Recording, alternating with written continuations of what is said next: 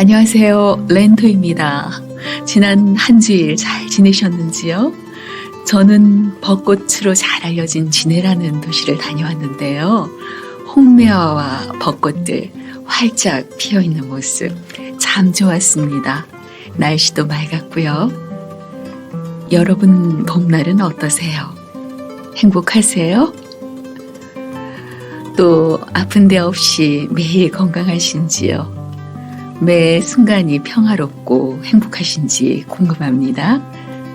법륜 스님께서는 건강하다는 것을 정의하실 때 아픈 데가 없는 거라고 말씀하셨어요. 아픈 데가 없으면 건강하다는 건데요. 거기다 우리가 운동을 해서 근육도 더 기르고 체력을 단단하게 만든다면 더욱더 건강하다고 말할 수 있겠지요. 우리가 코로나 바이러스의 위협을 받기 시작한 지도 벌써 만 2년이 지났습니다. 정말 그간 많은 분들이 고생하셨고 누구에게나 힘든 시간이었죠. 그래서인지 요즘은 건강에 대한 관심들이 더욱 각별한 듯한데요. 이화에서는 건강에 관련된 책 함께 하고자 합니다. 책 제목은 의사의 반란입니다. 출판사는 에디터이고요. 이번에 의사의 반란이라는 책을 선정하게 된 이유는요. 첫 번째, 흔히 우리가 질병에 걸리거나 부딪히게 되면 제일 먼저 병원이나 약을 찾게 되잖아요. 저 또한 그런데요. 그런데 건강하려면 병원과 약을 버려라고 주장하는 의사의 반란이라는 이 책은 저의 상식을 뒤엎는 내용으로 가득합니다. 저자가 우리가 가진 일반적인 상식이나 행동이 잘못된 것을 이야기할 때는요, 구체적이고도 쉬운 용어로 그 이유를 설명하고 있어요. 그래서 읽으면서 수긍하게 되고 그동안 잘못된 정보에 따라서 질병을 바라보았구나 하는 생각도 하게 됩니다. 그게 이 책을 선정하게 된 첫 번째 이유입니다. 여러분과 제가 잘못된 상식에 따라서 식생활 습관을 유지하고 있는 건 아닌지 같이 점검해 보고 싶었어요. 의사의 반란이라는 이 책을 소개하기로 한 두 번째 이유는요. 의사로서 참 하기 힘든 이야기를 솔직하게 기술하고 있어서입니다. 이런 말 있잖아요.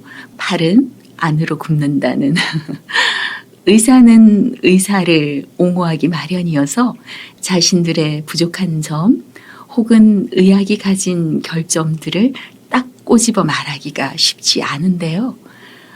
이 책은 우리가 아무것도 모르면서 처방대로만 그 질병 치료를 따라 하다가는 또 다른 질병에 빠질 수도 있고요.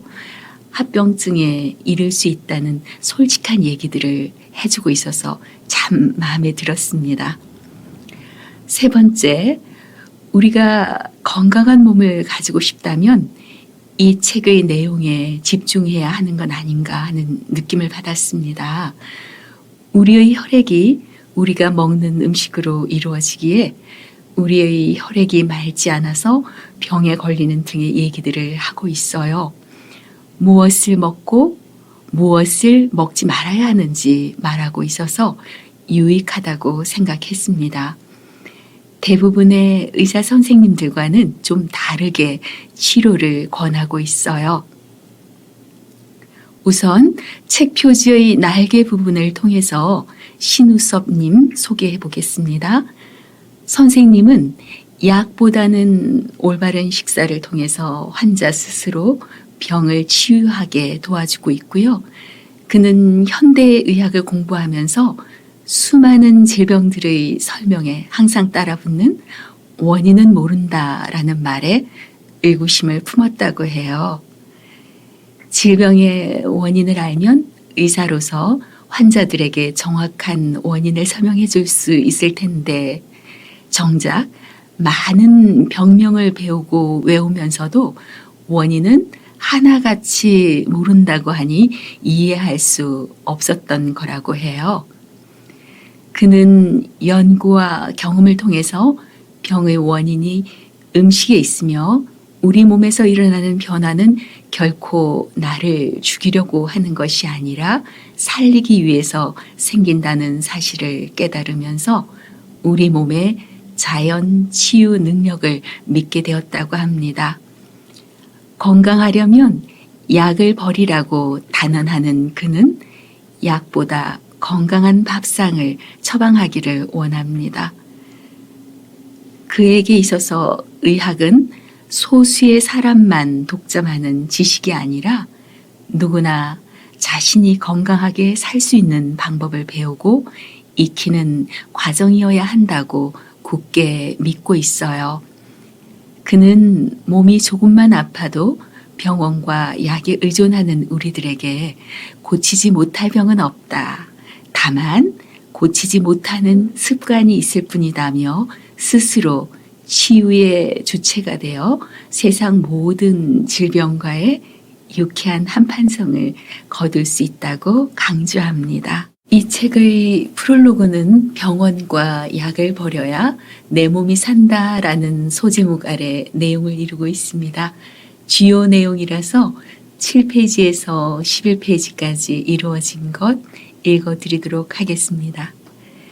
병원과 약을 버려야 내 몸이 산다. 오래전 어느 날 아내가 제게 물었습니다. 여보, 아토피는 왜 생기는 거야? 저는 졸리기도 했지만 정확한 원인을 배운 적이 없으므로 무심결에 답했습니다. 모르지. 아내는 당황한 목소리로 또 질문했습니다. 그럼 의학은 왜 있는 거야? 별다른 고민이 없던 터라 싱겁게 대답하고 말았습니다. 뜬구름 잡으려고. 제 태도가 무성하다고 생각했는지 아니면 허탈했는지 더 이상 질문하지 않았습니다. 현재 고등학교 1학년인 큰아이는 태어나고 얼마 후부터 아토피 때문에 오랫동안 애를 먹였습니다.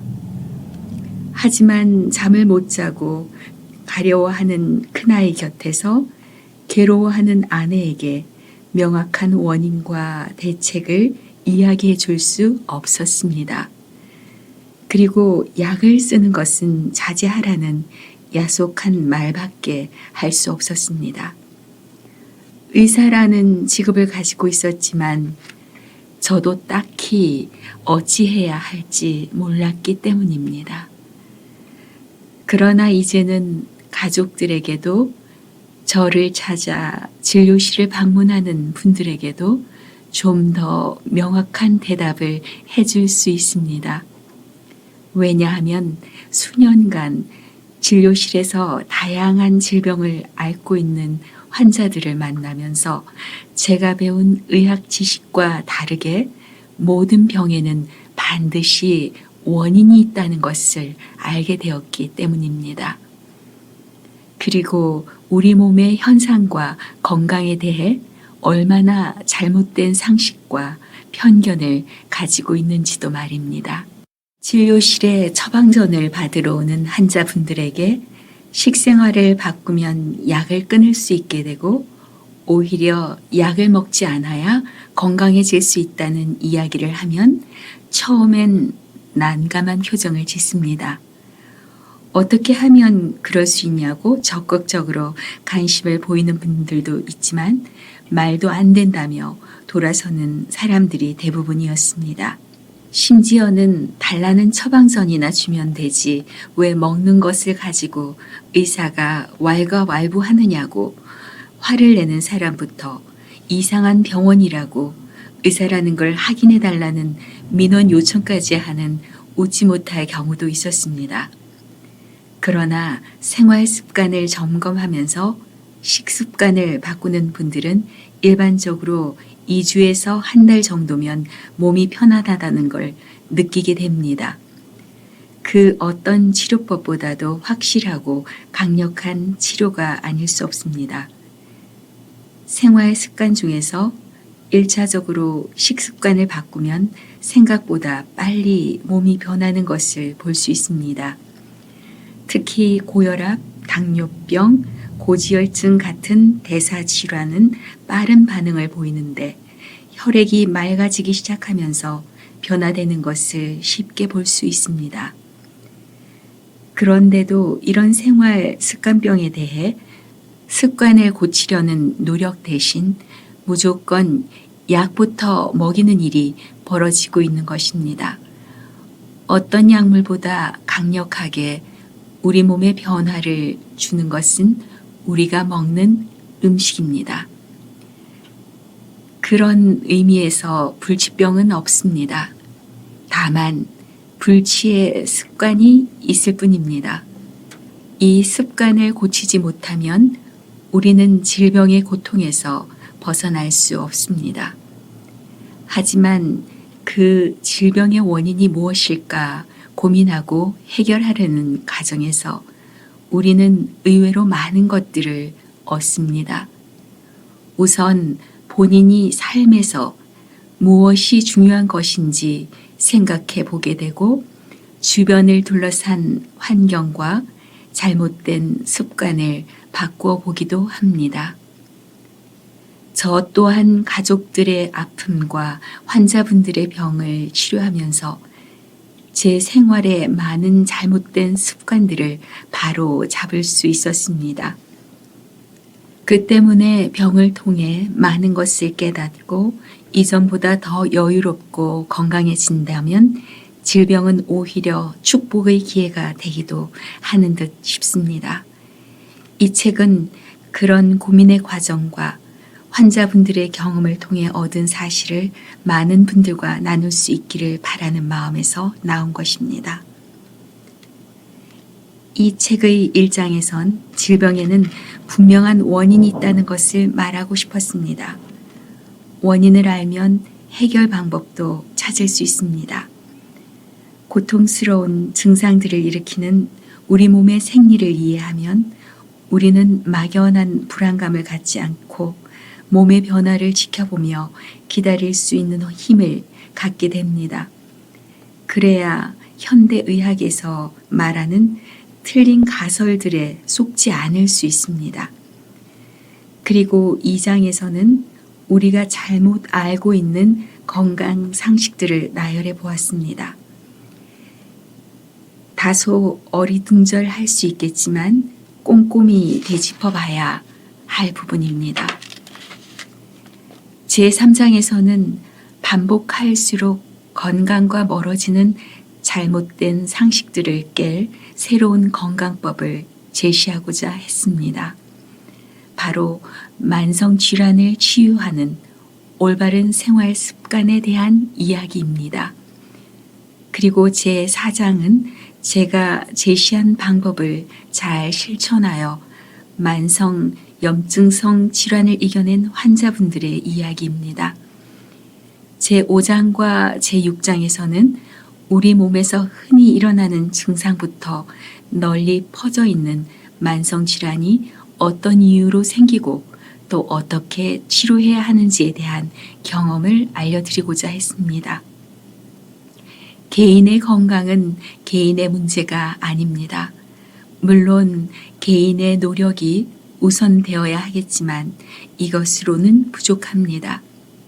우리가 매일 먹는 한 끼 식사에서 병원에서 치료받는 행위 모두가 사회적 의미와 그 시대의 문화, 정치적인 일로 연결되는 일이기 때문입니다. 끊임없이 사람들의 불안감을 증폭시켜 이득을 얻으려는 세력의 의도를 정확히 꿰뚫는 지혜도 필요합니다. 때문에 사회 구성원들의 건강이라는 목표를 위한 보호와 정책, 지원이 필요하다는 점에 대해서는 간략하게나마 지적하고자 했습니다. 이 책을 읽다 보면 많이 혼란스러울 수도 있습니다. 지금까지 내가 알고 믿었던 사실들이 진실이 아닐 수 있고 혹 어떤 독자들은 말도 안 되는 책이라고 할 수도 있습니다. 그러나 우리 몸이 어떻게 돌아가고 어떻게 힘을 내어 생명을 유지하고 있는지에 대한 관찰을 한다면 새로운 사실들에 접근할 수 있습니다. 더 나아가 의학이 어떤 일을 해야 하는지 생각해 보는 기회가 될 수 있습니다. 의학이 전문 영역으로 분리되는 순간 우리는 우리 몸의 주체가 될 수 없습니다. 즉, 의학은 소수의 사람만 독점하는 지식이 아니라 누구나 건강하게 살 수 있는 방법을 배우고 익히는 과정이어야 합니다. 이 책을 읽고 실천해 보시기 바랍니다. 그리고 건강과 질병의 관계에 대해 고민해 보셨으면 합니다. 그래서 결국 내 몸의 변화를 믿고 사랑하게 되기를 바랍니다. 이런 인식의 전환이야말로 건강한 삶의 기초가 될 것이라 믿습니다. 2013년 봄이 오는 진료실 창가에서 신우섭. 제1장에는 원인 없는 병은 없다. 그리고 그곳에 정말 질병의 원인을 모를까? 인데요. 저자는 정말 질병의 원인을 모르는 것이 아니라 모든 질병에는 원인이 있고 우리가 그 원인을 알 수 있다는 겁니다. 염증은 왜 생기는 걸까? 28페이지부터 31페이지에 걸쳐 있습니다. 염증은 왜 생기는 걸까? 흔히들 신체의 한 부분의 통증과 함께 이상 소견이 나타나면 염증 반응이 생겼다고 이야기는 하곤 합니다. 그런데 염증이 무엇이냐고 물어보면 대답할 사람이 별로 없지요. 그냥 고름이 나오는 것 아니냐고 대답할 뿐입니다. 고름이 나오는 염증 반응은 감염에 의해 생기는 화농성 염증으로 외부에서 들어온 이물질과 싸운 면역 세포들의 시체가 고름이 된다고 생각하면 됩니다. 이런 화농성 반응 외에도 우리 몸에서는 머리 끝에서 발끝까지 염증이 생길 수 있습니다. 두피에 생기는 지루성 피부염에서 눈에 생기는 결막염, 코에 생기는 비염, 입안에 생기는 구내염, 귀에 생기는 중이염, 식도에 생기는 역류성 식도염, 위장에 생기는 위염, 손가락을 비롯한 관절에 생기는 관절염 등 우리 몸 곳곳에서 염증이 생길 수 있습니다. 앞서 언급한 질병을 잘 살펴보면 모두 염자가 붙은 걸 볼 수 있습니다. 화끈거리면서 뜨거워지는 반응을 불화자가 2개 있는 염으로 표현한 것입니다. 염증 반응은 우리 몸에서 불처럼 화끈거리는 반응을 말하는데 이런 염증 반응의 정체가 무엇일까요? 누구나 한 번쯤은 발목을 삐어본 적이 있을 겁니다. 발목을 삐었다는 말은 발목에 있는 어떤 조직이 손상된 것일 텐데요. 대부분 골절이 아니라면 발목의 인대가 손상된 것입니다. 그런데 발목을 겹치려면 발목은 어떻게 변할까요? 붓고 화끈거리면서 아프죠. 바로 이런 반응을 가리켜 염증 반응이라고 합니다. 염증의 3가지 반응은 붓고 화끈거리고 통증이 동반되는 것을 말합니다. 왜 우리 몸은 발목의 인대가 손상되었는데 염증 반응이 생기나요? 염증이 생기면 잘 걷지도 못하고 아파서 어쩔 줄 모르게 되는데 이런 불편한 반응은 날 괴롭히기 위해 생겼을까요? 발목을 삐었을 때 처음에는 아파서 걷지도 못하고 쩔뚝거리지만 시간이 지나면 점차 나아집니다. 즉, 염증 반응을 통해 우리 몸의 손상된 부위가 회복된다고 볼 수 있습니다. 또 염증이 생겼을 때는 그 부위가 부어오릅니다. 부어있는 곳 안에 들어있는 물질은 무엇일까요? 대체 무엇이 들어있어서 탱탱 부어올랐을까요? 그것은 혈액입니다. 우리 몸은 세포로 구성되어 있는데 손상된 세포를 버리고 새로운 세포를 만들어내는 세포 분열이라는 과정을 통해 매일매일 회복됩니다. 이때 필요한 에너지를 전달하는 것이 혈액이고 혈액이 모이면 붓고 화끈거리게 되는 것이죠.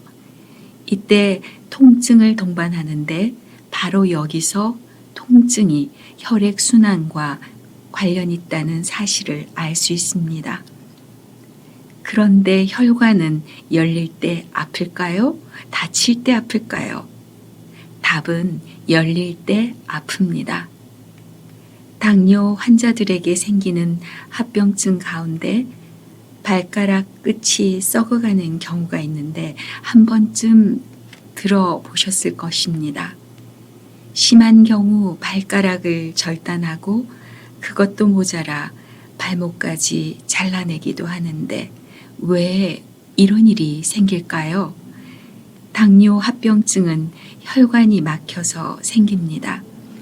즉, 혈액이 발끝까지 가지 못해서 감각이 없어지고 상처가 나도 통증이 없는 상태가 되어 썩어버리게 되는 것입니다. 발을 따뜻하게 한다면서 족욕을 하는데 발가락이 화상으로 익어가는 것도 모르다 보니 결국 잘라내는 방법밖에 없는 경우도 있습니다. 이렇게 우리 몸의 혈관이 막히면 감각이 없어집니다. 반대로 어릴 적 했던 놀이 중에 전기 오게 해준다면서 손목을 꽉 잡고 나이만큼 손가락을 오므렸다 폈다를 반복하다가 꽉 잡았던 손목을 살짝 풀어주면 손끝에 살짝 저린 느낌이 오던 기억이 있을 것입니다. 막혔던 혈관이 열리면서 우리가 느낄 수 있는 증상이 생긴 것이지요. 또 무릎을 구부리고 앉아 있다가 일어날 때 갑자기 종아리가 저려와 곧바로 일어나 움직이기 힘들었던 경험도 있을 것입니다. 앉아 있을 때에는 못 느끼지만 일어날 때 혈관이 열리면서 저리고 아픈 증상이 생긴 것입니다. 이처럼 우리 몸의 통증은 혈관이 움직이는 것과 관련이 있습니다. 혈관이 열리면서 통증이 생기는 것이죠. 그렇다면 혈관이 열린다는 것은 어떤 의미일까요? 혈관이 열리면서 혈류가 증가하는 것인데 이런 변화는 우리 몸에 이로울까요? 해로울까요? 혈류가 증가하여 혈액순환이 좋아지는 것은 분명 우리 몸에 좋은 것입니다. 따라서 우리 몸에 생기는 통증 또한 분명 좋은 것이라고 생각할 수 있습니다. 맞습니다. 우리 몸은 살아가는 동안 손상받기도 하지만 이런 손상으로부터 몸을 회복시키는 능력도 갖고 있습니다. 이처럼 손상된 몸을 회복시키는 능력은 우리 몸이 스스로 해야만 합니다. 피부가 찢어지고 뼈가 부러져도 시간이 흐르면 우리 몸은 다시 붙습니다. 이때 회복을 빠르게 해줄 방법은 아무것도 없습니다. 오로지 우리 몸이 회복되기를 기다려야 합니다. 우리 몸이 병들거나 다치면 손상된 조직에서 노폐물이 나옵니다. 바로 근육을 많이 사용했을 때 생기는 피로물질 같은 것이라 생각할 수 있고 조직이 손상되면서 파괴된 세포에서 나오는 물질일 수 있습니다. 또한 잘못된 식사를 통해 우리 몸에 들어온 것들이 배설되지 못하고 우리 몸 안에 쌓여 있는 것이기 때문일 수 있습니다. 염증 반응은 이런 노폐물을 제거하고 정상적인 조직을 재생하기 위해 혈류를 증가시키려는 노력이라고 할 수 있습니다. 이때 생기는 불편한 증상이 통증을 동반한 염증 반응인 것을 꼭 기억해야 합니다. 지금까지 염증은 왜 생기는 걸까? 28페이지부터 31페이지까지 읽어드렸고요. 다음으로 제가 읽어드리고 싶은 거는 완전한 건강은 완전한 혈액순환에 있다. 41쪽부터 44쪽까지인데요. 아까 그 프롤로그에서 설명한 부분과 중복되는 것도 있고요. 해서 이제 2장으로 넘어갈까 합니다. 제 2장에서 골랐어요. 과일은 많이 먹어야 한다? 하고 퀘스천 마크가 있어요.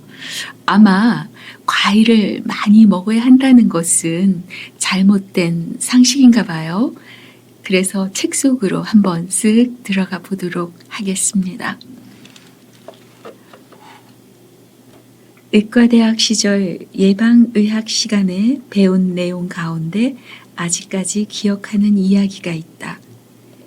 영국에서 있었던 일인데 한 지역에서 풍토병 같은 것이 유행하여 역학조사를 해보니 그 지역 사람들이 신선한 채소와 과일을 먹지 못해 생긴 것이었습니다. 그래서 신선한 채소와 과일을 공급했더니 질병이 사라졌다고 합니다. 신선한 채소와 과일이 주는 영양소가 부족하면 병이 생길 수 있고 건강할 수 없으며 올바른 식사가 얼마나 중요한지를 다시 한번 일깨워준 내용입니다. 이런 이유로 건강 전문가들은 신선한 채소와 과일을 꼭 먹어야 하고 또 많이 먹어야 한다고 강조합니다. 그런데 지금도 이런 음식을 그렇게 매일 매 끼니마다 꼭 먹어야만 할까요? 40년에서 50년 전에는 지금처럼 신선도를 유지하면서 채소와 과일을 유통시키기가 어려웠을 것입니다. 때문에 이런 음식 섭취가 절대적으로 부족한 사람들에게 질병이 생길 수 있었을 것이라고 생각됩니다. 또 신선한 채소와 과일은 주로 더운 계절에 생산되므로 날이 추울 때나 추운 지방 사람들은 먹기가 힘들었을 것입니다. 그래서 이런 음식의 생산과 유통이 어려웠던 사람들에게서 특정 질병이 발견되었을 것이라고 생각됩니다. 하지만 지금은 어떻습니까? 날씨가 덥건 춥건 시장에 가면 항상 채소와 과일을 볼 수 있습니다. 국내에서 생산되는 것들로도 부족해 먼 나라에서 수입해 들어오는 과일이 넘쳐나고 있습니다. 현대인들은 신선한 채소와 과일이 우리 몸에 꼭 필요하고 많이 먹어야 건강해진다는 생각에 자주 또 많이 먹으려고 합니다. 그것도 씹어서 먹는 게 아니라 아침마다 갈아서 또는 즙을 내서 먹습니다. 많이 먹어야 한다고 생각하니까요. 그러나 이렇게 먹는 과일은 되레 우리 몸에 해가 될 수 있습니다. 우리가 필요로 하는 에너지를 곡식으로부터 섭취하는 것은 몸에 무리가 없습니다만 과일은 부드럽고 달콤하여 빨리 체내에 흡수되어 그만큼 빨리 혈당을 높였다가 빨리 떨어뜨리는 단점이 있습니다. 이런 특징 때문에 현대인들이 과일에 탐닉하기도 합니다. 스트레스를 많이 받으면 오랫동안 앉아서 천천히 식사를 하기보다는 빨리 먹고 빨리 힘을 내주는 음식을 택합니다. 그 과정에서 우리는 빨리 힘을 내주는 음식이 몸에 좋은 것이라고 믿습니다. 특히 과일이 그렇습니다. 그러나 과일에는 과당이라는 당분이 존재하는데 이것이 장에 무리를 주는 경우가 많습니다. 장누수 증후군의 원인이 되는 것입니다. 실제로 대장의 염증성 질환인 궤양성 대장염 환자들은 과일을 먹으면 바로 혈변이 나오고 설사를 하는 경우가 많습니다. 정상적인 장을 가진 사람들도 과일을 많이 먹으면 변이 풀리고 묽어집니다. 다시 말해 이런 질병이 있는 환자들에게는 과일이나 달콤한 음식을 많이 먹어왔던 습관을 자주 볼 수 있습니다. 그래서 저희 병원을 찾는 분들에게 과일을 줄이거나 당분간은 완전히 끊어볼 것을 권하는데 대부분의 환자들이 무척 괴로워합니다. 왜 그럴까요? 바로 지금까지는 부드럽고 먹기 좋은 과일을 통해 에너지를 공급받다가 이런 공급 라인을 차단하고 새로운 에너지가 대사 라인을 구축해야 하는데 이 사이에 약간의 공백기가 생기면서 무기력과 집중력 장애, 어지럼증과 짜증을 내는 저혈당증과 같은 상태가 되기 때문입니다. 단지 과일만 끊었을 뿐인데도 말입니다. 이 시간이 환자 본인에게는 힘들겠지만 그동안 무엇을 잘못해 왔는지 확실히 알 수 있는 유익한 시간이기도 합니다. 과일은 좋은 음식이기 때문에 마음껏 많이 먹어도 좋다는 생각을 바꿀 수 있는 시간인 것입니다. 특히 건강을 생각해서 채식을 해왔던 사람들에게는 뇌졸중이나 암이 발생하는 것을 볼 수 있는데 본인은 무엇을 잘못해 왔는지 이해하지 못해 힘들어합니다.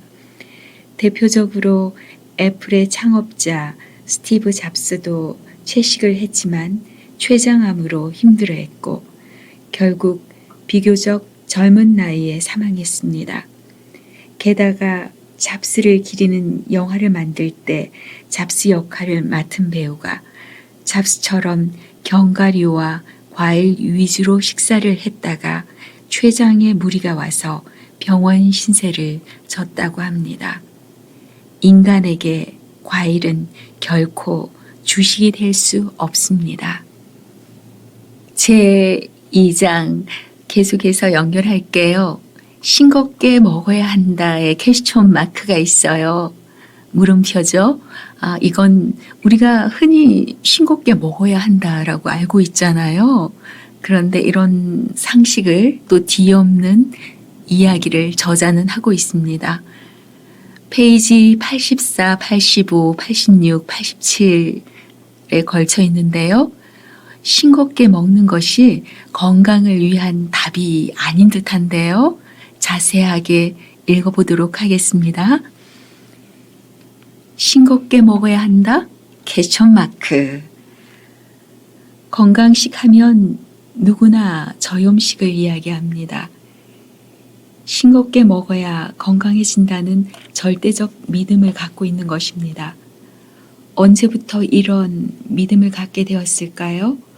역사적으로 살펴보면 쥐를 가지고 한 실험에서 염화나트륨을 많이 먹은 쥐에게 병이 생겼다는 이야기도 있고 짜게 먹은 사람과 싱겁게 먹은 사람들을 비교해 보니 짜게 먹는 사람들에게서 대사 증후군이 더 많이 생겼다는 논문도 나와 있습니다.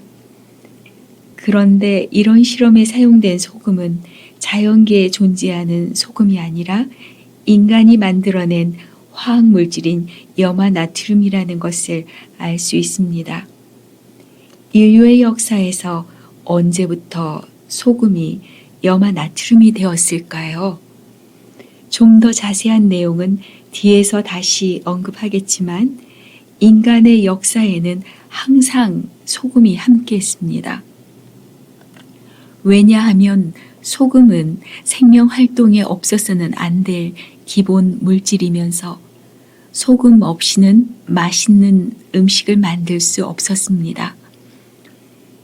간이 된 음식이 맛있다고 느끼는 것은 동서고금을 통해 누구나 똑같습니다. 또 로마 제국 시절에 군인들이 받은 급여는 소금이었다고 합니다. 누구에게나 필요하지만 풍족하게 생산되지 못한 까닭에 귀하게 취급되었고, 그래서 국가가 전매제대로 관리하던 소금을 군인들에게 나누어 주면 군인들은 다른 재화와 규환에 생활할 수 있었습니다.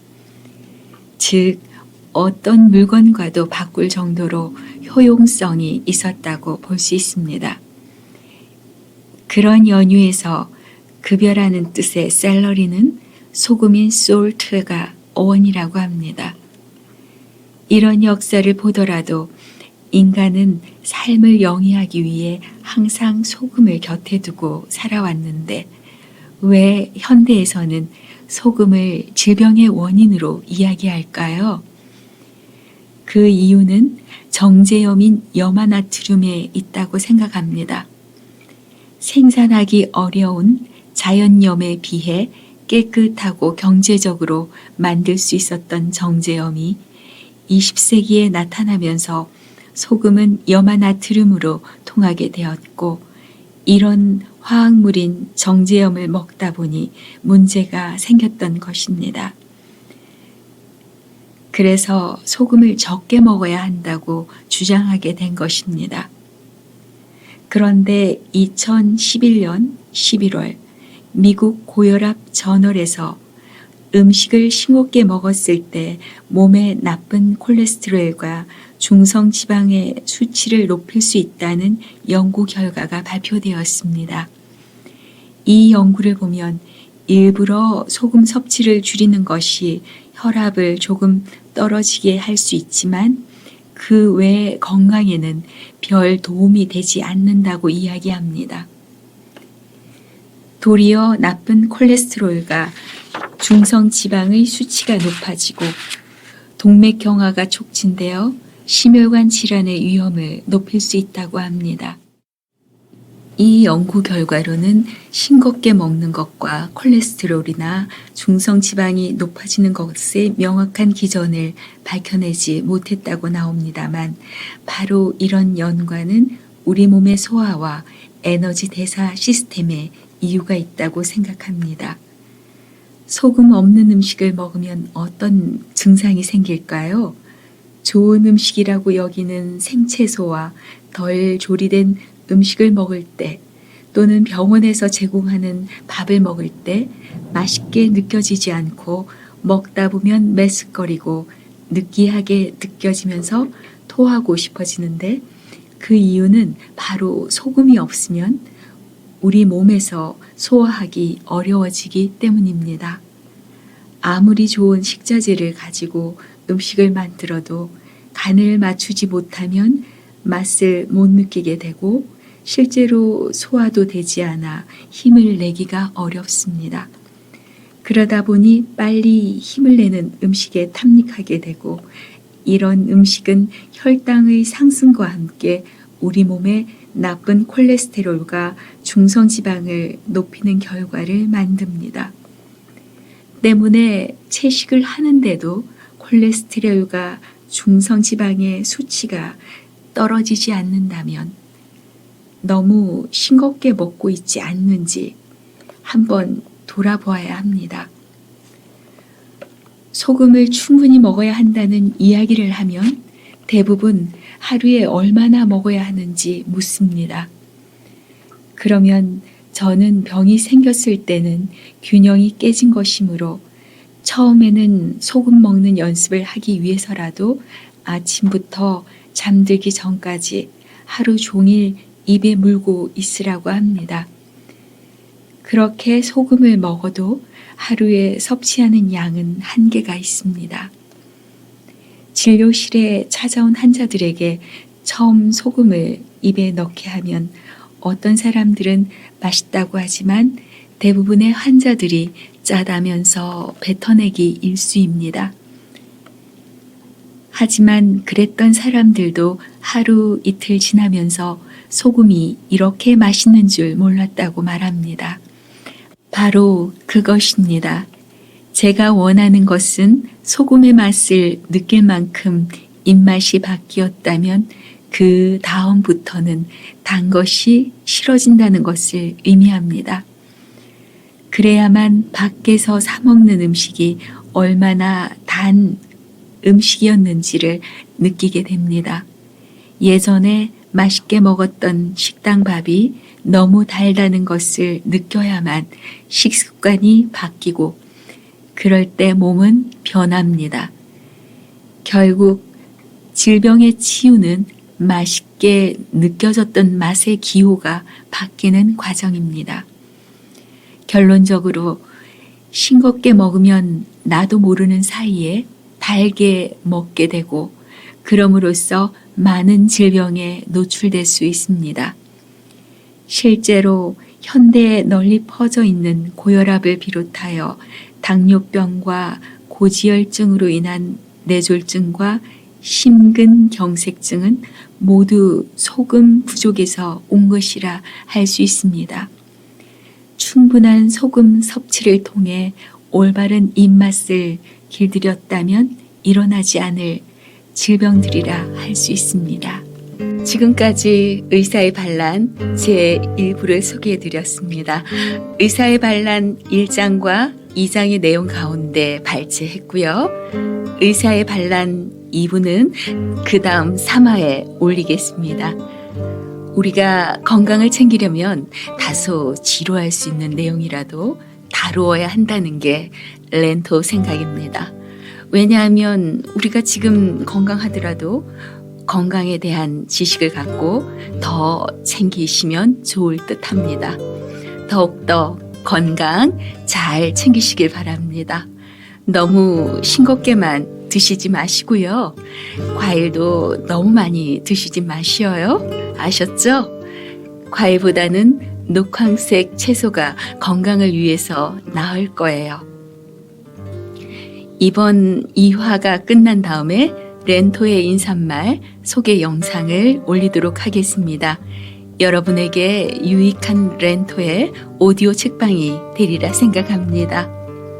우리는 가끔 어떤 과정이나 결과에 대해서 맞다, 틀리다로 말하거나 서로 다르다라는 표현을 쓰는데요.